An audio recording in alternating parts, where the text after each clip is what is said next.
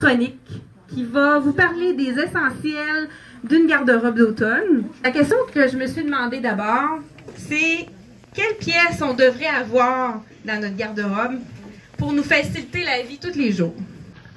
Donc, on a le pantalon noir, la camisole longue ou bien le top ajusté plus long. On a le troisième qui est les vestons. Le quatrième, le chemisier blanc ou le t-shirt blanc ou le top blanc ou ivoire. Ensuite, il y a le jeans. On a la robe sans manches, le foulard et le bijou. Ce sont les 8 essentiels que j'ai décidé d'énumérer. On va commencer par le premier essentiel, qui est le pantalon noir.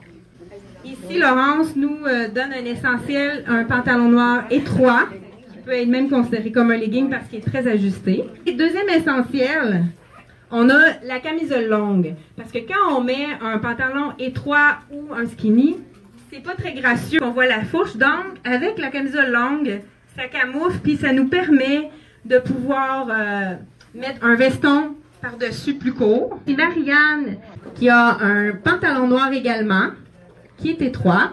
On a ajouté un top qui est plus long avec le veston qui est notre troisième essentiel. Ça complète un look, le veston. Mais pour ceux qui ne sont pas à l'aise avec le veston, on a le cardigan long ou court.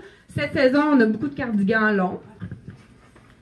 Le chandail serait peut-être un peu court pour le porter seul avec un legging. Si vous avez votre camisole longue, vous pouvez vous le permettre. Donc, ça transforme votre chandail qui devient tunique. Le quatrième essentiel, le chemisier blanc ou ivoire pour mettre avec un pantalon imprimé, parce qu'il y en a beaucoup pour l'automne. Donc, on a ajouté simplement un veston plus long.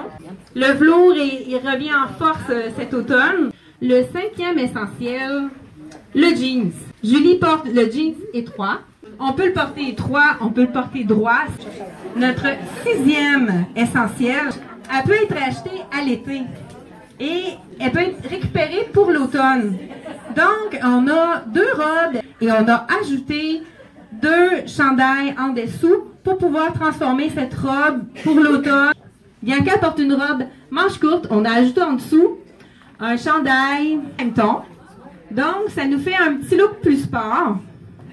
Même chose pour Audrey, cette robe, elle est sans manches. On a ajouté un petit top résille transparent. Le 7e essentiel, c'est le bijou. Comme vous voyez, Bianca porte un bijou de longueur moyenne et Audrey un peu plus long. Le bijou long, elle allonge la silhouette, ça attire l'attention ailleurs, puis ça camoufle nos petites imperfections. Et le dernier essentiel, on y va avec le foulard. C'est une autre façon de cacher les imperfections.